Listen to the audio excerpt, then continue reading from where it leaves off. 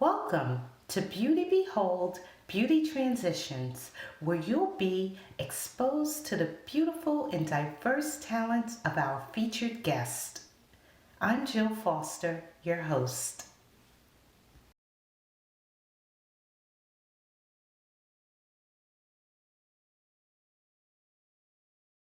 This episode features an R&B hip hop artist whose talents run deep.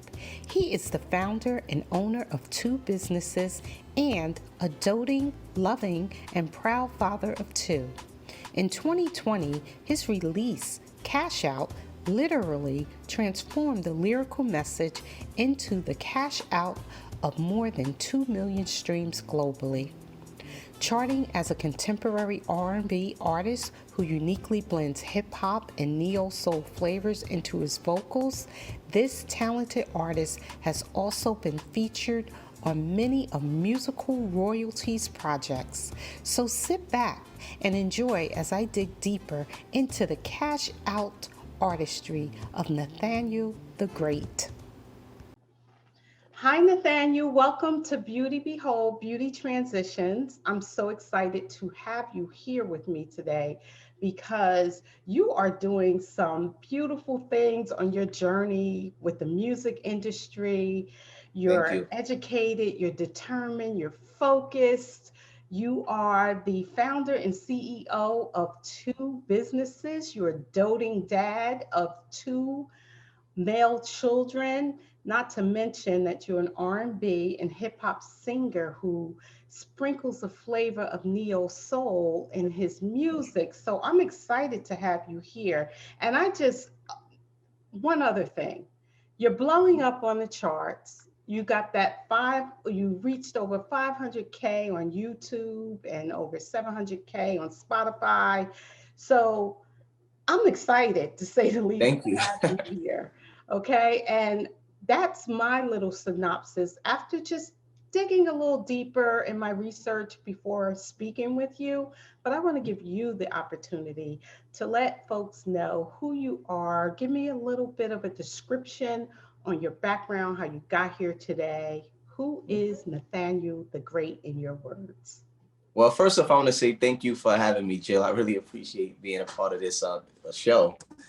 So yeah, I mean, I'm pretty much you hit it on the nose. I'm an R&B singer, songwriter. I also do tech. I run a tech company as well. For me, music was like a no-brainer Uh-huh. because my family is all singers. We grew up in the church. Mm-hmm. So I had to sing, I literally was born into it. I really didn't Wow. have an option. I think as soon as I came out the womb, they handed me a mic or something. It was just automatic. But after just spending time in the church, learning how to actually sing and learning harmonies and arrangements, me Mm-hmm. and some of my brothers, the youngest of five. So Wow. me and the two brothers above me, Mm-hmm. we would be in a house singing Boys to Men, Yeah. singing Jagged Edge, singing, practicing Temptation songs. Yeah. And then we decided to go out and start doing talent shows, like doing local talent shows. And the community responded well. We would win the first place trophies and first place Mm-hmm. prizes and things like that. So that kind of gave us that it just excited that whole artist level in us to say, oh, you know what, we should do this like publicly, like professionally rather, not to say publicly, but professionally. And that was really the start of my journey. From there, as we grew older, my older brothers, they just decided it wasn't something that they wanted to do anymore. Mm-hmm. And for me, it really was my thing, like to continue to be a musician. So I became a soloist. Yeah. And that's kind of where I had to change routes a bit and Oh, learn how to approach the music industry as a business, as opposed to just doing it for fun.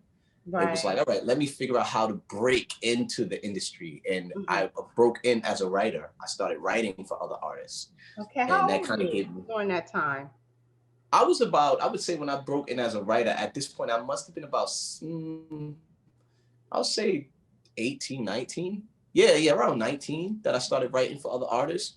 Okay. And the way I would write hooks in certain like choruses for rappers, and they would put Mm-hmm. other singers on them at first, and then after a while they started saying, "Hey, who's this guy? Like this guy sounds cool on it. Let's just leave him on the song." And then that gave me an identity Yeah. as a singer on these hooks and everything. And from then I had to make a transition to, all right, I'm the hook guy. How do I become the lead? How do I get records to where I'm the main singer? And then I get artists on my records. And then I was blessed by LL Cool J on a song called Love. He gave me a verse on my song. And that was the first like big single that I had as a solo artist and being the main artist with the feature. And from then everything pretty much just opened up for me. That's great. So LL Cool J, which I know, I did research on you, and I actually listened to that particular song that you collaborated with him on. Oh, nice. Really nice. So in sticking with your family, is there anyone in your family who really inspired you the most, that you looked up to in terms of the musical realm? Is there like your mom, your dad, someone who stood out that your eyes lit up when you were younger in church that made you feel like you wanted to be that when you get older? Yeah, actually, my sister Vanessa, I have a sister named Vanessa that's like the greatest singer in the world. See what Yeah. you did, Vanessa? Yeah, she's gonna, I can't wait till she sees this interview, but she's like one of the best singers I've ever heard, even to this day. She was with me growing up, and like I used to hear the stories about just how big of a singer she was outside of church. Like she would sing at school graduations, at like big events, sing with like orchestras.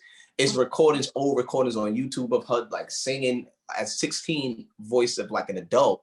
It was crazy. So she was like that inspiration for us as like the one who really went out there and made noise. So even when we was a group that we would sing, everybody knew us as like, oh, that's Vanessa's little brothers.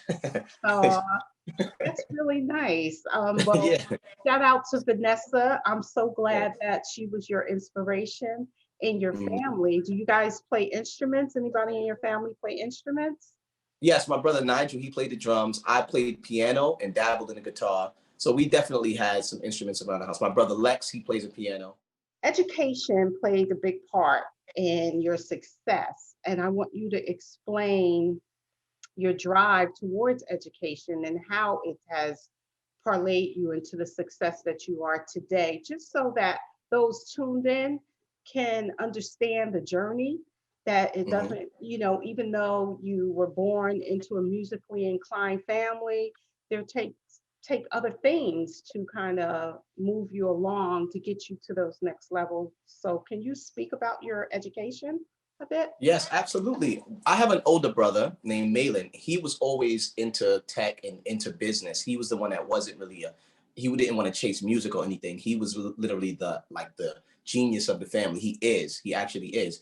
So growing up around 14, maybe 12, he was bringing computers in the house and just like showing us little things. And he's like, oh, you want to learn how to do this? Here's a book, and just kind of like do it all in front of me. And that gave me that like drive to learn how to dive into the tech side. But then moving forward, I watched him as he really like worked his way through corporate America easily and had his own business doing tech and making a ton of money. I'm like, yo, this is crazy. You can make all this bread just fixing computers, doing the same thing that we do at home, like just messing around with them. And he was the reason why I said, nah, you know what? Even though I love music, I do love computers too. I'm not gonna let this go. I'm gonna stick with this. I'm gonna learn about this formally and, you know, in the crib playing around. And then one day I remember one of my mother's friends, she's like, hey, I need you to fix my computer. So I go to her house, I do some stuff to the computer. She gave me $100. She was like, huh, and I'm looking at the money like, wow, all of this, $100 for this? It was crazy. So I'm like, nah, if I could get this from doing what I already do at home every day, it's no way I'm not going to pursue this. Yeah. But then I also have a passion for it, you know? Right. Something you love. Yeah, you cashed out. Yeah. Speaking of cashed That's out, what I'm saying. that's your latest word. You recently came out with, you collaborated with Instagram on a filter, a cash out filter. How did that come about? Can you just like speak to that a little bit and explain? Yeah. I mean, for me, when I dropped this record, Cash Out, and I'm just promoting it everywhere, at a certain point, as you just start to feel, you get these eyes and you get people that's getting a word about what's going on. Right. Whether there's regular people or companies, or like you just start to get approached with a lot of offers about just different things.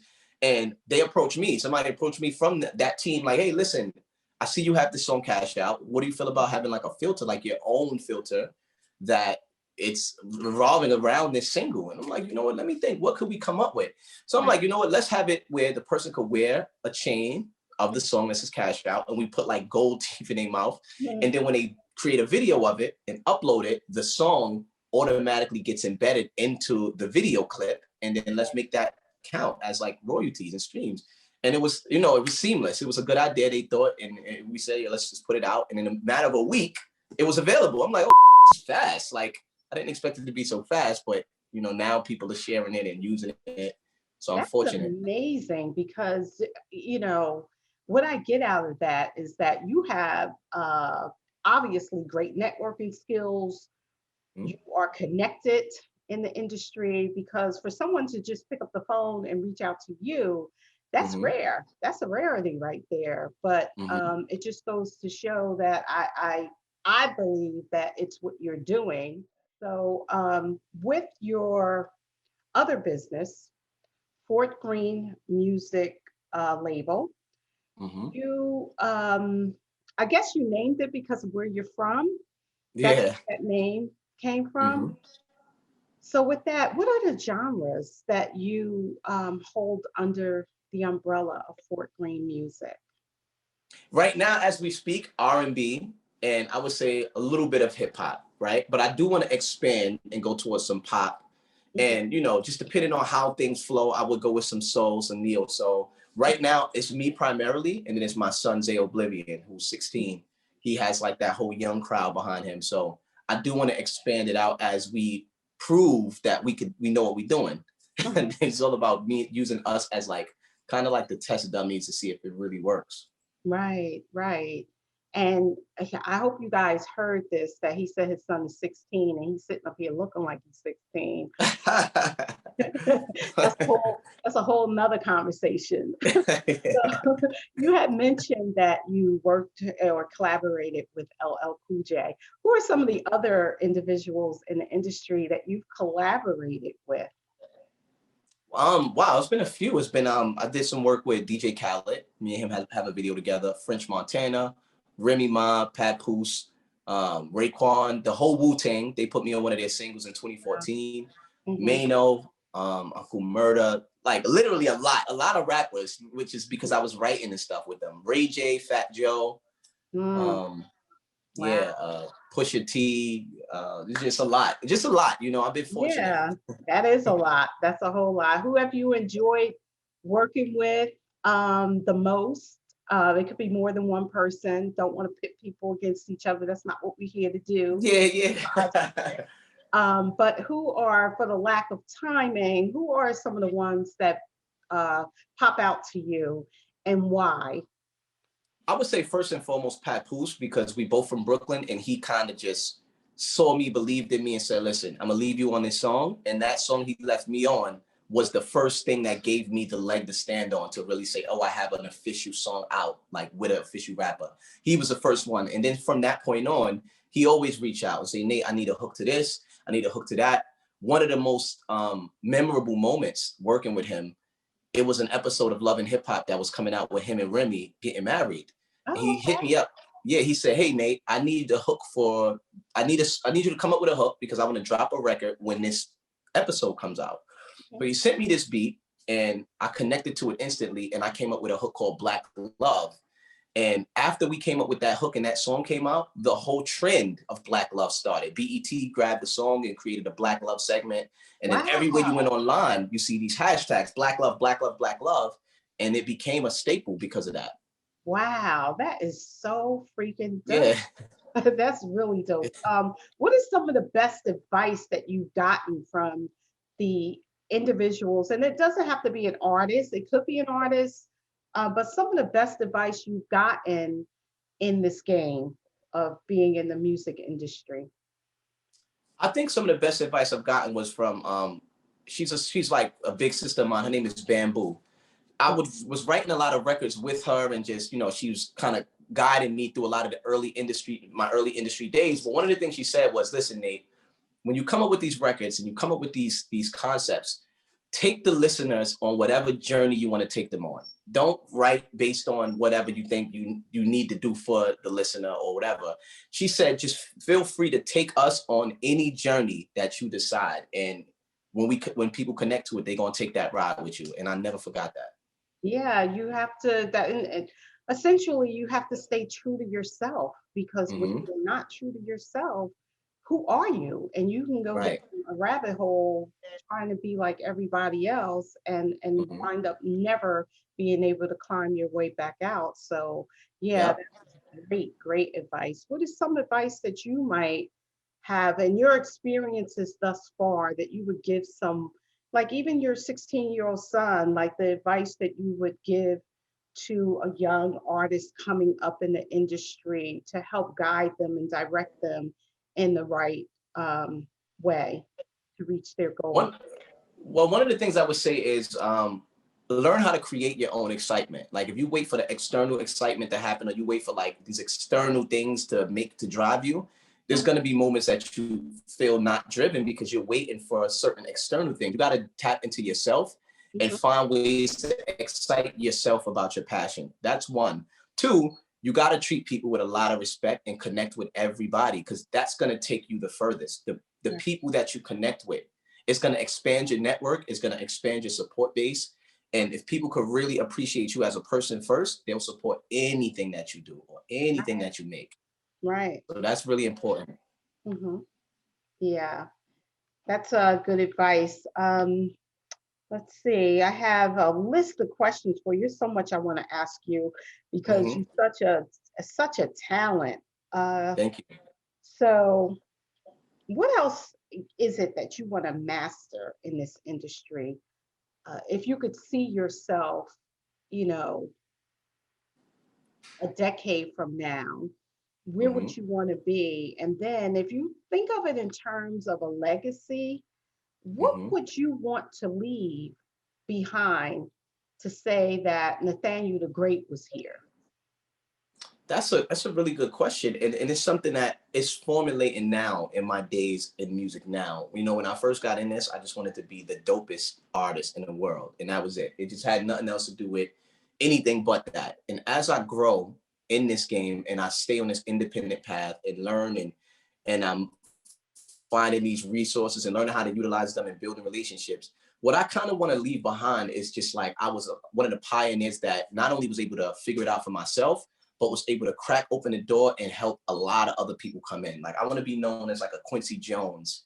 You know what I'm saying? Like Mhm. somebody that's more than just their music. It was also what he did for others. A Barry Gordy, Quincy Jones, Smokey, those guys. Like when you mention them, you know they were good artists. You know they were good writers and they created good music. But Right. then you know all of the things that they did for other people around them, and a lot of how they had a lot to do with the success of others because they formulated a blueprint. You know, they formulated a system like Motown. Like we're gonna run you through this factory and run you through this system, and then it's gonna be success at the end of the tunnel. That's kind of what I'm learning to develop for myself and for others. Just a system that an industry driven system where you understand how to merge music and technology to ultimately formulate a path and a plan that to yield success. And I want to be known as that guy who was able to create that. Yeah. Yeah. And that's a uniqueness in you with the music industry. You're not just a singer, you bring so much more to the table with that technology piece. And I think it's really dope that you would, your legacy would be to ensure that you help to leverage others along that path.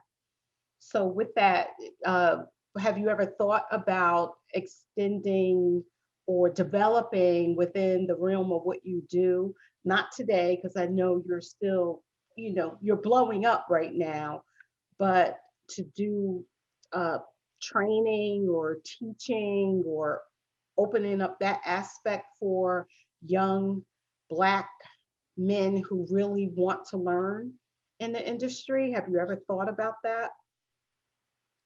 Absolutely, you know, and I've done that for the on just IT, but Mm. it's something that I definitely think I want to do with music as a whole. Like in terms of the IT side, I always cultivate guys and put guys on jobs because I still run my IT company outside of music. I still have a whole full blown IT firm that I run. And I usually talk to guys that's just coming out of college or guys that's working a 9 to 5 and kind of give them the game on like how you could just leave that and start your own thing. I put people on jobs and kind of, I cultivate in that way with IT, but on the music side, I definitely think I want to get to a point where, it's funny thing is you said this, somebody wrote me 2 days ago, they saw one of my live interviews and they said, hey, do you have any videos online that I can watch that would be like tutorials on how to just do anything like in a music game, like how to get started? And I'm like, wow, I never thought of making this. So it's for you to say it too. It's like a reminder that now I think I may need to dive into the educational side of music, making content and videos and having live sessions where I'm just educating, people are open for the information. Not to mention that it really is another bucket, another way to have a stream of income come in. You know, uh, business minds such as yourself, I'm sure you think of that. Like how many streams of income I can come. You may not make that the main priority because money can be evil at times when you think about it. That's what drives you, just money, money, money, money, money. But in the interim of doing what you love, there's nothing wrong with building streams of income. And I look at that as a powerful stream of income that can flow in to what would be your whole legacy. At the end of the day. So that's a good thing that you're thinking of that, and the fact that it's out there in the atmosphere. You're saying have been, mentioning that to you. Yeah. So back to your singing, because you could sing I won't use a curse word, but you could sing Thank you. your gluteus maximus off. I met you at Queen's Theater. You were opening for Keith Washington. And I'm so glad that I took your number that day and had a conversation with you. And that's the importance of networking, because look, you're here today. But with that being said, you're bringing back R&B, and I'm from that era. I'm just like, R&B is like, swoon, So, but who are some of your musical influences when it comes to just like really singing that you look up to growing up, and the things that you listen to, and why? Well, first off, coming up young, it was definitely the Jagged Edge, Temptations for the harmony purposes, and the Jagged Edge 112 for the fact that they were really singing. It wasn't, when I was coming up, I'm 34. When I was 12, that was what R&B was. Yeah, I'm 34. So I was right there in a pocket of like where real R&B was, like the early 2000s, late 90s. That was like real R&B. So Jagged Edge, 112. Then when it comes to soloists, definitely Usher, Music Soul Child, Donny Hathaway. On the gospel side, Smokey Norfolk, just like where you can hear real vocal ability. And Music Soul Child was definitely one of my top idols because of his songwriting ability, the ability to tell such a story in a song. I'm like, yo, I think this is I need this. I need to be able to create imagery for listeners, because I like how I feel when I'm listening to a song and I'm imagining it. Like, wow, I could see this. So those were my influences. Yeah, I can see it in your artistry, because one of my favorite videos that you did was Stick Up Kid. And it's like, thank you. It's like thank you. It's like a movie. And I was watching it. I was like, this is incredible. I was so intrigued by that storyline. Not to mention, you could sing your gluteus maximus off, but the melding together of the two, it's now I understand because of your musical influences. And for those viewing this right now, I recommend that you go out and look at that Stick Up Kid video on YouTube, because it's like watching a movie. It was very creative. Was that your storyline, or did you have someone come in and collab with you on that? Well, that was completely mine. What I wanted to do was highlight domestic violence in that video, and I wanted to speak to that. So I said, you know what, I need to create a story. Instead of this song, I know the song was about me freeing a girl from her relationship and kind of like robbing the guy of the girl. But I'm like, a purpose around this, to build some purpose instead of me just being the guy to go take a guy's girl. I'm taking her because of, and I'm like, there's what scenario would be women that would need to be rescued, you know, even if it's psychologically or physically, and it's like with domestic violence. And since that's a topic and something that's really going on, I said this is a perfect opportunity to create a scenario and have a script around this. So, you know, we just kind of like came up with that concept, and women connected to it, that, you know, people as a whole connected to it because of the concept.